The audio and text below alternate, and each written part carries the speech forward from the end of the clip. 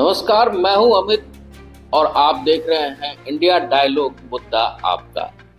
आज बिहार की धरती से हम अपनी शुरुआत कर रहे हैं और शुरुआत कर रहे हैं जन सुराज पार्टी के माध्यम से। जी हाँ, बिहार में ऐसे कई नेता आए हैं जो देश को लीड करने का काम कर चुके हैं। तो ऐसे में बिहार में अब जन सुराज अपनी पैर जमाते नजर आ रहे हैं। एक तरफ जहां कांग्रेस की बात कर ले, लगातार वो अपनी पद यात्रा सीधे कन्हैया कुमार के माध्यम से चलते नजर आ रहे हैं। पूरे बिहार के जितने भी जिले हैं सब में अपने पद यात्रा के माध्यम से लोगों को एकजुट करते नजर आ रहे हैं। वहीं नीतीश कुमार की बात कर ले तो नीतीश कुमार भी अपनी पद यात्रा करते नजर आ रहे हैं और साथ में तेजस्वी यादव भी कहीं पीछे नहीं रह जाए, वो भी इस बिहार की धरती में लगातार अपनी पदयात्रा को करते नजर आ रहे हैं। तो आज जन सुराज भी अपनी पदयात्रा को लगातार इस मुहिम को साथ लेकर चलते नजर आ रही है और बिहार में अब विधानसभा चुनाव के दिन काफी नजदीक हैं। तो इसको लेकर जन सुराज कहां से बिहार की धरती पे अपनी पैर जमा पाती है और बिहार में जन सुराज किस मुकाम पे पहुंच पाती है, हम सीधे जुड़ते हैं। हमारे साथ प्रदेश प्रभारी हैं मनोज कुमार जी हैं, इनसे हम जानने की कोशिश करते हैं। सर, पहले तो बहुत बहुत स्वागत है आपका इंडिया डायलॉग में। सर, हम जानना चाहते हैं, बहुत धन्यवाद आपसे। जी सर, जानना चाहते हैं कि एक तरफ इतनी बड़ी बड़ी पार्टियां हैं, एनडीए है एक तरफ इंडिया गठबंधन है और दूसरी तरफ बात कर ले तेजस्वी खुद माहिर हैं युवाओं को एकजुट करने में। तो वैसे में जन सुराज पार्टी प्रशांत जी कहाँ बिहार में स्टैंड कर पाएंगे?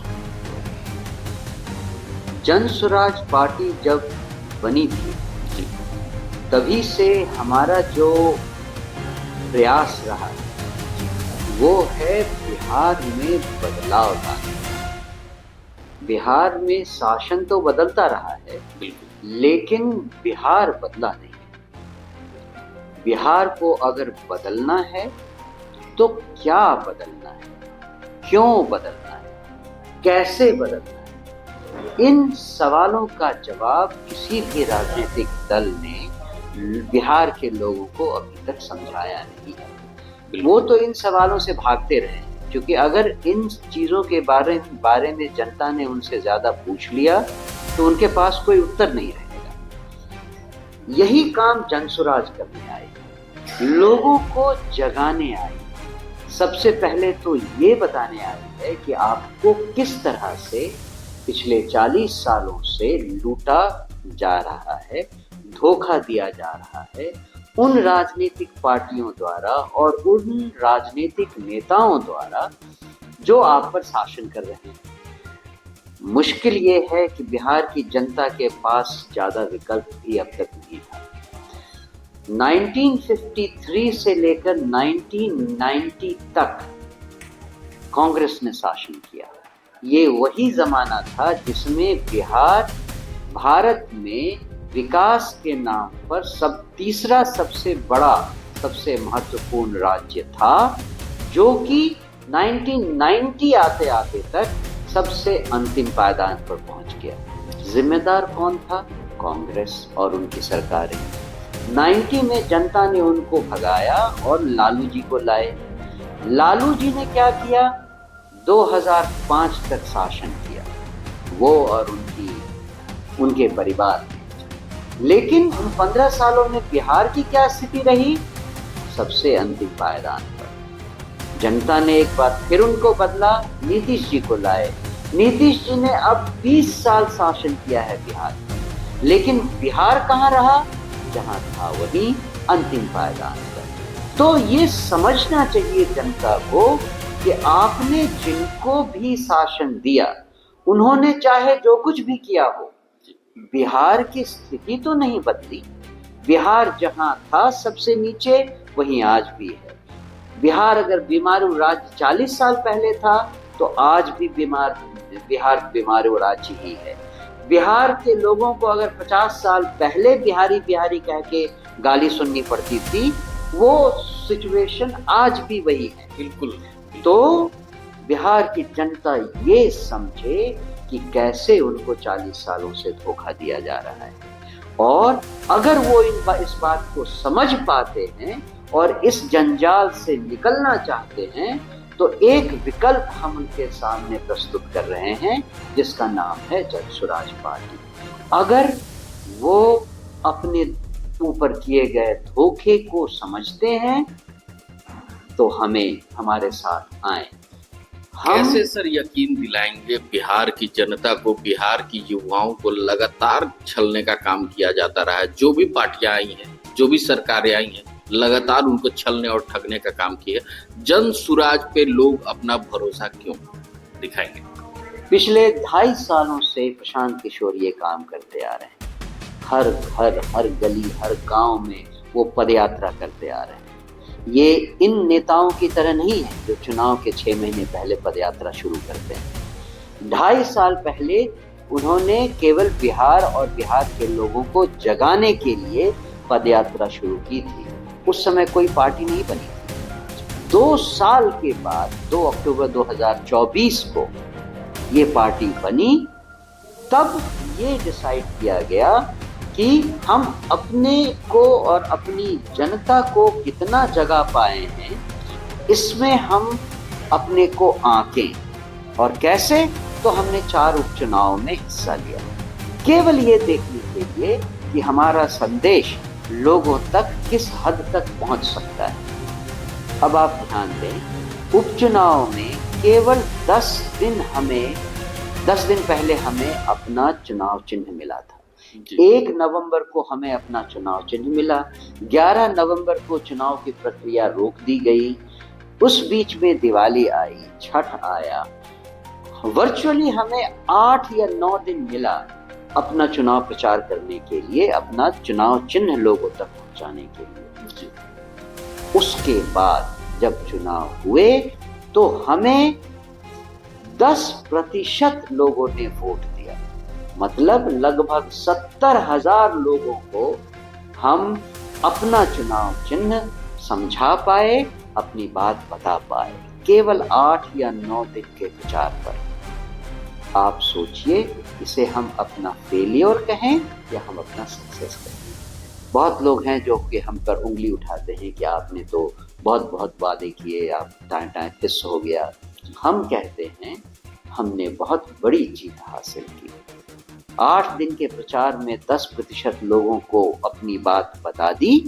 इमेजिन कीजिए, हमारे पास अगर 3 महीने या 6 महीने का समय मिले तो हम क्या कर सकते हैं। तो अब तो आपको काफी समय मिल जाएगा इस बार बिहार विधानसभा चुनाव, और आप देखिएगा कि रिजल्ट क्या आता है। और ये लड़ाई हम किसी राजनीतिक दल से नहीं कर रहे हैं।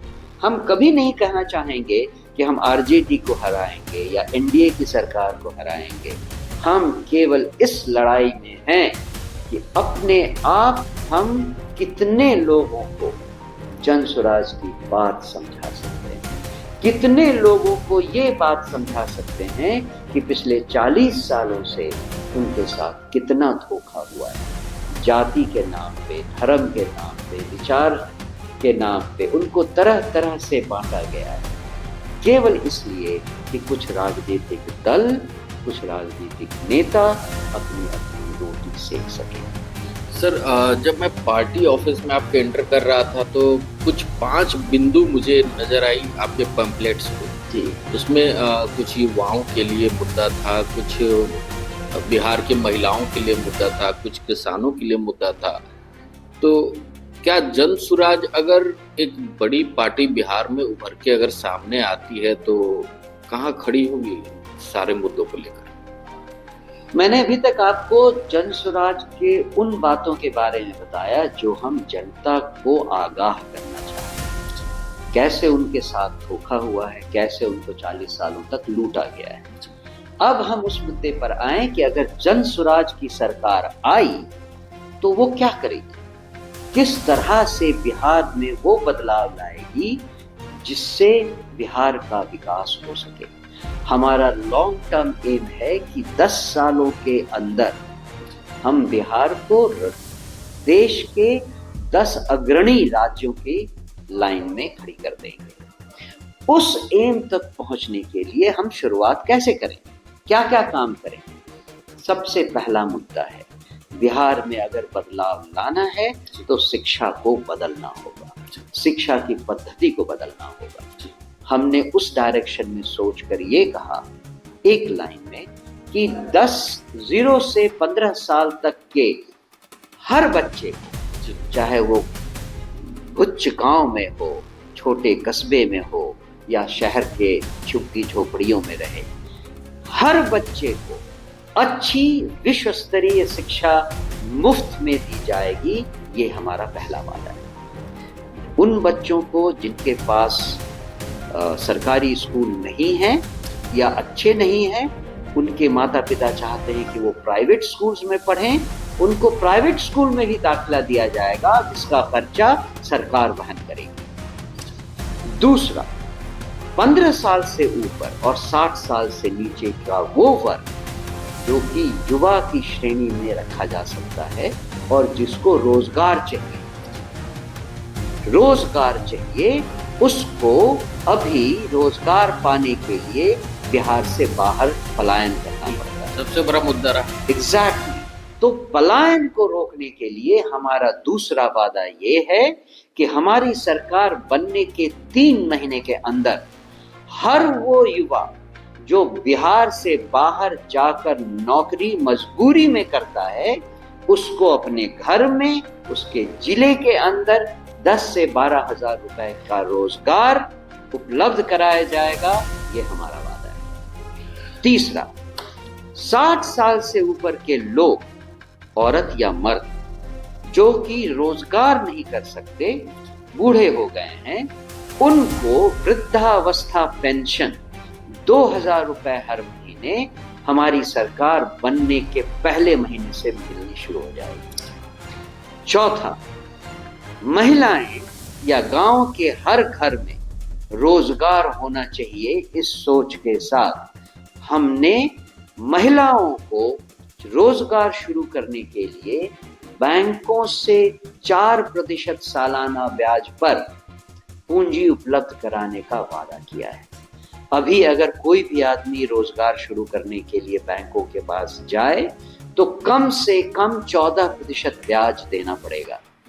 जन स्वराज पार्टी कहती है कि हम उन अभ्यर्थियों से जो लोन चाहते हैं केवल 4% सालाना का ब्याज लेंगे, बाकी 10% जो सालाना ब्याज है वो सरकार बैंकों को उपलब्ध कराएगी। और अंतिम 5वां किसानों के लिए है।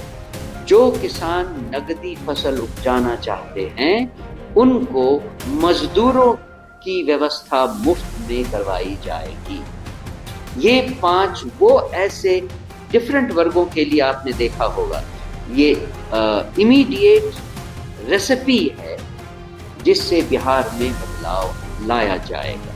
बिहार में लोगों की जिंदगियों में सब्सटैंशियल बदलाव लाया जाएगा। इसके अलावा बिहार जो बाढ़ से पीड़ित रहता है, हर साल लाखों लोग बिहार में बाढ़ से, नदियों से प्रभावित होते हैं, उसको बदलने के लिए ठोस कदम उठाए जाएंगे। 5 साल के अंदर हमारी नदियां जो हैं वो हमारी शत्रु नहीं, हमारे मित्र बन जाएंगे। इसके लिए पूरी व्यवस्था होगी।